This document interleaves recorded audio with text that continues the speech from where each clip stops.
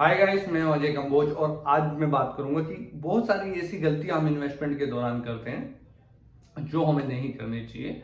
Actually investment का सबका एक ही पर्पज होता है, वो है प्रॉफिट कमाना। पर हम में से बहुत लोगों के लिए ये जो खेल होता है बहुत उलझा हुआ होता है। हम विज्ञापन देख के, ऐड देख के, किसी एक्सपर्ट की राय लेके या हमारे आसपास के लोग क्या कर रहे हैं उसको देख के ही मोस्टली इन्वेस्ट करते हैं।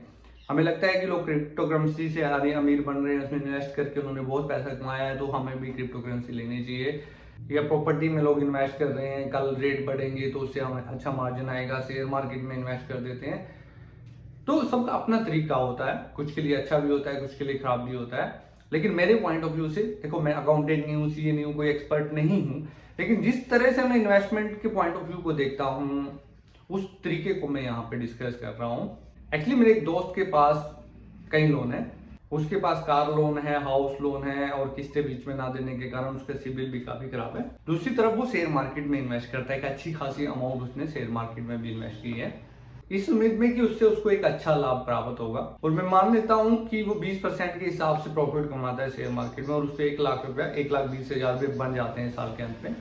और उसने 3 से 4 लाख, आप सपोज करो कि अगर मार्केट में इन्वेस्ट किया है और उसी अमाउंट का उस पे लोन बाकी है, अगर मान लेते हैं कि जितना उसने मार्केट में इन्वेस्ट किया है उतना ही उसके पास लोन बाकी है, और सब कुछ मिला के उसकी जो किस्तें जाती है वो 15% ब्याज के हिसाब से वो पे करता है बैंक को। क्योंकि बैंक जो असल है उस पर तो ब्याज लेता ही लेता है, ब्याज के ऊपर भी ब्याज लेता है, तो हम 15% राउंड फिगर मान के चल रहे हैं। ऐसा नहीं है कि देखो बिल्कुल कैलकुलेटेड, तो मेरे को नहीं पता, मैं अपने पॉइंट ऑफ व्यू से एक राउंड ऑफ वैल्यू लेके चल रहा हूँ कि 20% वो शेयर मार्केट से कमाता है, 15% वो ब्याज में पैसा दे देता है।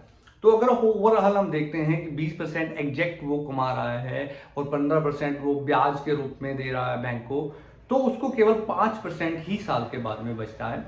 तो मेरे को लगता है कि उसके इन्वेस्टमेंट में एक छेद है, होल है, जिससे उसका पैसा बाहर जा रहा है। हो सकता है नहीं भी हो, लेकिन मेरे पॉइंट ऑफ व्यू से तो यही दिखता है।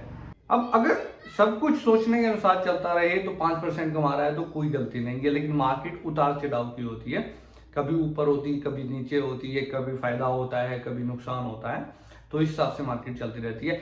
किसी भी कंडीशन में अगर वो 20% ना कमा के 15 या उससे कम परसेंट में कमाता है, अगर वो 15% में रहता है तो जितना कमाता है उतना ब्याज में दे देता है। अगर उससे कम आता है तो वो टोटली नुकसान में जाता है, वो ब्याज भी दे रहा है और इन्वेस्ट करे हुए पैसे पे नुकसान भी दे रहा है, मतलब जितना भी उसको टोटली नुकसान ही हो रहा है। लेकिन अगर मैं अपने पॉइंट ऑफ व्यू की बात करूं तो वो पहले अगर अपना पूरा लोन क्लियर करे, बिल्कुल ही अपना लोन क्लियर कर देते, तो वो पहले दिन से ही 15% प्रॉफिट में आ जाएगा, बिना किसी मार्केट की परवाह किए कि मार्केट ऊपर जा रही है या नीचे जा रही है।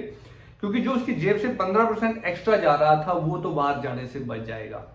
तो मेरा पॉइंट ऑफ व्यू यही कहता है इन्वेस्टमेंट के बारे में, क्योंकि इन्वेस्टमेंट का फायदा आपको तभी है जब पैसा आपकी जेब में आए, ना कि आपकी जेब से बाहर जाए। मेरा एक और दोस्त है जो गोल्ड में इन्वेस्टमेंट करने की सोच रहा था, लेकिन अभी उसके पास कार लोन है, तो मैंने उसको यही सुझाव दिया कि पहले तो अपना पूरा लोन क्लियर कर, उसके बाद जब तेरे पास एक्स्ट्रा इनकम आया करेगी तो उसको इन्वेस्ट कर सकता है किसी भी वे में जिसमें तेरे को अच्छा लगता है। क्योंकि लोन या कर्ज होते हुए आप इन्वेस्टमेंट कर रहे हो कहीं पे, तो मेरे को अच्छा नहीं लगता, क्योंकि एक तरफ तो आपको एक प्री प्लान्ड जो भी आपका पैसा है वो आपको देना है, आपको ब्याज के साथ देना है, एक पर्टिकुलर अमाउंट हर महीने आपको देनी है। दूसरा, आप मार्केट पे जो जिसका नियंत्रण, जिसका कंट्रोल आपके हाथ में नहीं है, वहां पे आप इन्वेस्टमेंट कर रहे हो, जहां से पैसे आने की गारंटी नहीं है कि आपको वहां से फायदा होगा ही होगा। तो पहले जितने भी आपकी जेब में छिद्र है, होल है, उनको बंद करने की कोशिश आप करें। तो इन्वेस्टमेंट का तरीका यही है कि पहले आप ज्यादा से ज्यादा पैसा बचाइए, जितने एक्सपेंसेस कम करके या फिर जितनी देनदारी कम करके, ब्याज कम देके आप जितना पैसा बचा सकते हो उतना बचाइए, उसके बाद उसको इन्वेस्ट करिए। ना कि एक तरफ तो आप दे रहे हो और दूसरी तरफ आप इन्वेस्टमेंट कर रहे हो, तो जितना आपको इन्वेस्टमेंट से आ रहा है उतना आप बैंक वालों को दे रहे हो, तो ये तो यही हो गया कि आप बैंक के लिए ही कमा रहे हैं। मैंने बहुत बिजनेस ऐसे देखे हैं जो केवल बैंक, जो इनडायरेक्ट रूप से बैंक के लिए कमाते हैं। उम्मीद करूंगा ये इन्फॉर्मेशन आपको अच्छी लगी होगी। अगर आपको अच्छी लगी है तो हमारे चैनल को सब्सक्राइब करिए, लाइक करिए और ज़्यादा से ज़्यादा शेयर करिए, ताकि हम ज़्यादा से ज़्यादा लोगों तक पहुंच सके। Thanks for watching.